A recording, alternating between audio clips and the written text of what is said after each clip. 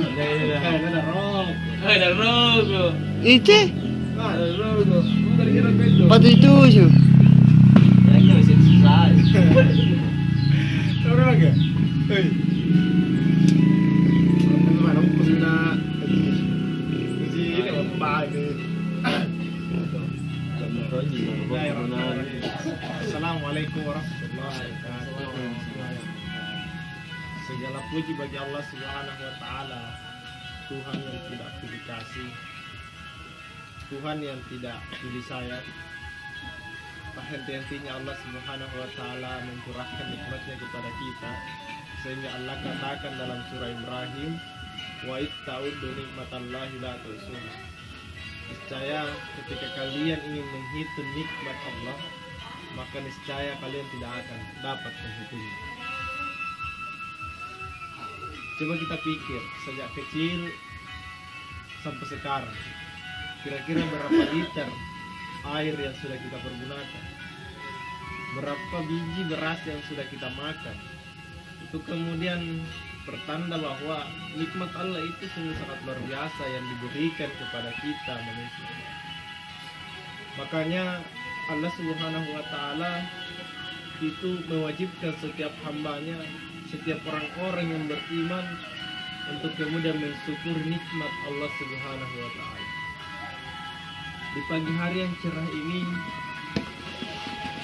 Nabi mengatakan betapa indahnya hari dan pagi seorang muslim yang memulai paginya dengan bersyukur dan mengingat Allah. Karena lembaran kehidupan seorang muslim itu dimulai di pagi hari. Malaikat Mikail itu kemudian datang membagi rezeki pada pagi hari. Makanya sebagai seseorang yang kemudian memiliki ketakwaan kepada Allah, tentunya senantiasa kita mensyukuri besar dan kecil nikmat yang diberikan oleh Allah Subhanahu wa taala kepada kita. Bukankah Allah Subhanahu wa taala mengatakan, ketika kalian mensyukur nikmatku, maka aku akan tambah nikmat itu, dan apabila kalian mengingkari, maka tunggulah azab Allah itu sungguh sangat pedih. Kita harus memaknai baik bahwa hidup adalah merupakan sebuah persinggahan dari sebuah perjalanan panjang. Hidup adalah merupakan cobaan. Jadi orang yang kemudian hidup tanpa diberikan cobaan, maka sebenarnya hidupnya itu tidak akan bernikmat. Karena hidup adalah sebuah momentum di mana Allah menguji kita, menguji keimanan, menguji kesabaran kita. Karena kalau kita berfilosofi pada tanaman atau pohon yang ada di sekitar kita, maka ketika pohon itu makin tinggi, maka makin banyak angin yang akan kemudian menerpa. Sama halnya dengan keimanan kita. Sama halnya dengan keimanan kita. Ketika kita merasa keimanan kita itu, ketakwaan kita kepada Allah itu sungguh sangat luar biasa dengan implementasi ibadah yang kita lakukan. Maka yakin dan percaya bahwa cobaan itu kemudian akan silih berganti. Cobaan baik maupun cobaan yang buruk itu kemudian semuanya adalah bukti bahwa Allah itu sebuah cobaan oleh Allah, dan kemudian kita ikhlas bersyukur dan terus beribadah, maka di situ Allah Subhanahu wa taala akan mengangkat derajat kita karena kita lulus dari kebahagiaan. Tetapi ketika kita diberikan cobaan kemudian kita frustasi, dan apalagi kita meninggalkan ibadah, kita meninggalkan pengabdian kepada Tuhan, maka di situ letaknya orang tidak lulus daripada ujian. Makanya Allah Subhanahu wa taala mengatakan dalam Al-Qur'an, laqad khalaqnal insana fi ahsani taqwim. Maka sesungguhnya manusia itu diciptakan dalam bentuk yang sebaik mungkin bentuk yang paling sempurna. Karena kenapa? Dalam diri manusia ada dua unsur, unsur jasmani dan unsur rohani. Kenapa kemudian Allah katakan itu manusia lebih mulia daripada malaikat? Padahal malaikat itu adalah makhluk yang tidak pernah ingkar kepada Tuhan. Mereka memang tidak pernah ingkar kepada Tuhan, karena mereka hanya diberikan akal, sehingga mereka terus beribadah tanpa diberikan nafsu. Seandainya malaikat diberikan nafsu, mungkin dia juga akan melanggar perintah Allah. Kenapa kemudian manusia dikatakan lebih mulia daripada hewan? Karena memang betul, hewan itu kan tidak diberikan akal, tetapi manusia lah yang paling sempurna, diberikan nafsu dan diberikan akal. Ketika akal ini kemudian menjadi raja dalam diri ini, maka otomatis kita pasti akan melakukan kebaikan secara mendalam. Dan ketika kita dikuasai oleh akal, nurani kita dikuasai oleh hati kita, maka di situ letaknya Allah akan mengangkat derajat kita lebih tinggi daripada malaikat. Tetapi ketika dalam diri ini dikuasai oleh nafsu amarah kita, maka di situ letaknya Allah katakan manusia itu adalah lebih rendah daripada hewan sebenarnya, asfala safilin, bahkan lebih rendah daripada aspal yang setiap hari diinjak oleh hewan. Bukankah hidup ini adalah merupakan sebuah momentum untuk kemudian bagaimana kita bercocok tanam sebenarnya. Dunia ini ibarat ladang untuk kemudian kita bercocok tanam. Ketika kita mampu bercocok tanam dengan baik, maka yakin dan percaya akan menghasilkan buah yang berlipat ganda, buah yang baik pula. Tetapi ketika kita salah dalam bercocok tanam, maka yakin dan percaya kita tidak akan memperoleh hasil panen yang bagus. Sebenarnya hasil daripada tanaman yang kita tanam di dunia itu kemudian akan kita peroleh di akhirat. Apabila kita menanam tebu, maka yakin dan percaya kita akan memperoleh manis di hari kemudian. Tetapi apabila kita menanam buah padi, maka yakin dan percaya kita akan mendapatkan perpahitan di hari kemudian. Karena kenapa? Ini adalah merupakan sebuah perbandingan. Apabila kita berbuat baik, maka kita akan memperoleh manis di sisi Allah Subhanahu wa Ta'ala. Oleh karena itu, Hasan Basri pernah mengatakan, manusia yang paling cerdas, manusia yang paling mulia di sisi Allah adalah manusia yang kemudian menghitung segala perbuatannya, menghitung segala amalnya. Ketika perbuatan dan amalnya itu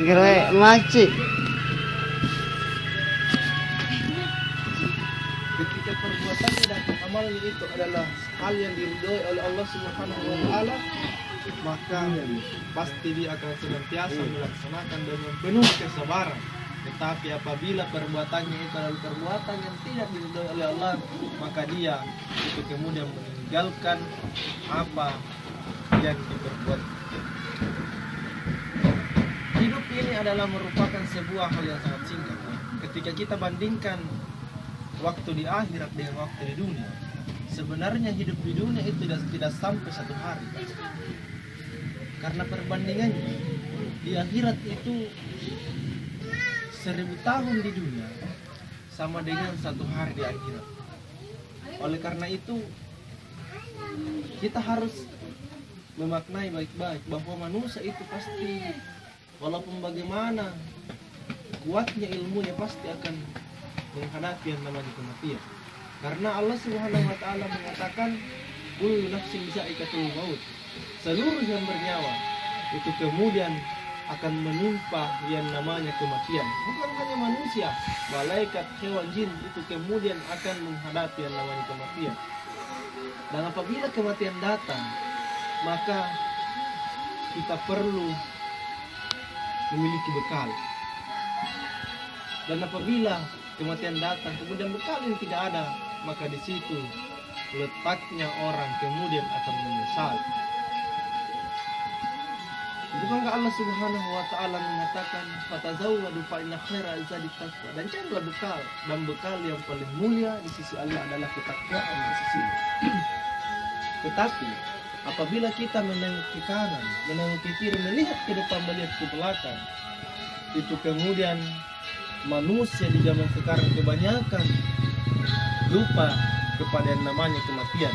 Dan apabila kita lupa kepada yang namanya kematian, maka ingat perkataan Khalifah Umar bin Abdul Aziz ketika beliau mengatakan manusia yang ketika panas menyengat dia tutup mukanya, ketika ada debu dia tutup mukanya, walaupun bagaimana dia tidak mau, terkena debu, suatu saat nanti dia kemudian akan tinggal di bawah tanah yang gelap gulita dan penuh debu. Oleh karena itu, ketika kita mengetahui bahwa hidup ini kemudian akan mendapatkan yang namanya kematian, maka kenapa kemudian pertanyaannya, kenapa kemudian ada manusia yang menyombongkan diri di sisi Allah dan di hadapan manusia, padahal kelak dia akan menjadi santapan kecintaan. Kenapa kemudian manusia itu melakukan perbuatan yang salah, padahal dia kemudian akan diturunkan ke liang lahat, dalam arti yang akan menjadi tanah. Perlu kita maknai baik-baik bahwa ketika kita mati, maka kita kembali kepada asal kita sebenarnya. Roh ini berasal dari Tuhan, akan kembali ke Tuhan. Jasad ini yang berasal dari tanah itu kemudian akan kembali ke tanah. Tetapi terkadang manusia lupa, dia hanya memberikan makan kepada jasmaninya, membeli makanan yang enak, mendandani jasmaninya dengan penuh keelokan, tetapi dia lupa memberikan makan kepada rohaninya, yakni dengan ibadah, zikir, doa, dan lain sebagainya. Akhir kata, mudah-mudahan hidup kita ini kita jadikan sebagai ladang untuk kemudian bagaimana bercocok tanam untuk kemudian memperoleh bekal di hari kemudian. Karena suatu ilustrasi yang pendek seperti ini, ketika kita pergi misalkan ke Bantimurung, kita lupa membawa makanan, lantas teman kita membawa makanan yang banyak, selesai dia berenang, dia makan, kita tidak makan, di situ letaknya kita menyesal. Sama halnya hidup, ketika kita dihadapkan pada kematian lantas bekal kita kurang, maka di situ letaknya orang kemudian akan menyesal. Karena orang-orang yang menyesal dalam kubur itu mengatakan kepada Tuhan, ya Tuhan, kembalikan saya ke dunia, niscaya saya akan berbuat baik. Tetapi Allah katakan, inilah orang-orang yang munafik di sisi. Barakallahu fi wa Qur'an karim wa nafani wa iyyakum bima fihi minal ayati wa rasiqul hakim wa taqabbal minni wa minkum. Wassalamualaikum warahmatullahi wabarakatuh. Waalaikumsalam warahmatullahi wabarakatuh. Teman-teman, itulah tadi apa yang dikatakan secerca siraman kalbu yang disampaikan Gus Rival, bahwasanya hidup itu emang kemudian harus disyukuri. Tidak ada hidup yang sia-sia yang kemudian Tuhan berikan kepada kita. Dari hal-hal kecil sampai hal-hal besar itu semua harus kemudian kita syukuri dan bertanggungjawabkan. Seperti yang teman-teman saksikan, sof saksikan, di depan sudah ada Sof Gus Rival dan Sof Irwan sedang membaca. Jadi komunitas baca filosofi itu di setiap momen pasti ada buku, di setiap momen pasti ada hal-hal yang membuat kita termotivasi, membuat kita paham akan makna hidup. Jadi semua harus dimaknai dengan berdasarkan pemahaman penuh secara holistik, bahwasanya kita membaca bukan cuma membaca buku, tapi membaca konteks. Apa yang dibahasakan Sof Gus Rival tadi terkait dengan keindahan pagi, inilah suatu kesyukuran buat kita bahwasanya pagi harus dimanfaatkan. Pagi harus kemudian kita berbagi dengan hal-hal yang positif. Sembari kemudian kita minum segelas kopi, mengisap rokok. Inilah momen yang pas untuk kita bisa berbagi. Ya. Seperti yang teman-teman saksikan, ada Sof Susrival dan Sof Angga, dan di samping ada Sof Aksan. Ya. Disinilah kami berbagi. Dan selanjutnya ada Sof Didit. Tadi sedang menikmati alunan sair-sair, alunan bahasa yang selalu mewujudkan arti dari kesyukuran Tuhan. Manifestasi Tuhan adalah kita bersama-sama berkumpul. Momen yang pas untuk saling mewujudkan kebersamaan. Ya baru saja kedatangan Sof Bombong. Ya, awalnya tadi dia yang merekam, tapi saya kemudian ambil alih. Ya.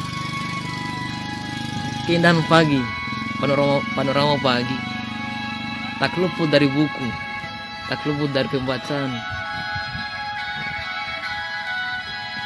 Jadi inilah momen pertama kami. Momen kedua kami dari komunitas baca filosofia mengunjungi kawasan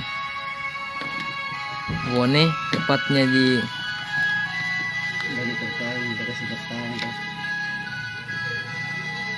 Sumandre, Desa Sumandre, Kecamatan Telu Limpe, Kabupaten Bone. Tertanggal 28 November 2015. Tadi kami mengawali dari pukul 05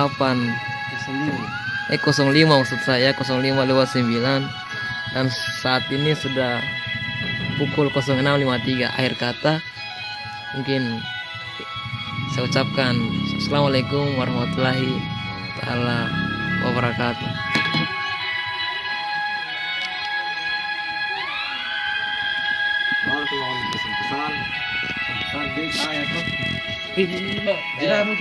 Lanjut nih. Ngomong dulu filsafat bahasa di tas gitu. Ya mungkin sebelumnya saya mau bertanya tuh, apa yang dirasakan, apa momen pagi ini, apa yang dirasakan teman-teman, ya, apa kesan-kesan memaknai pagi.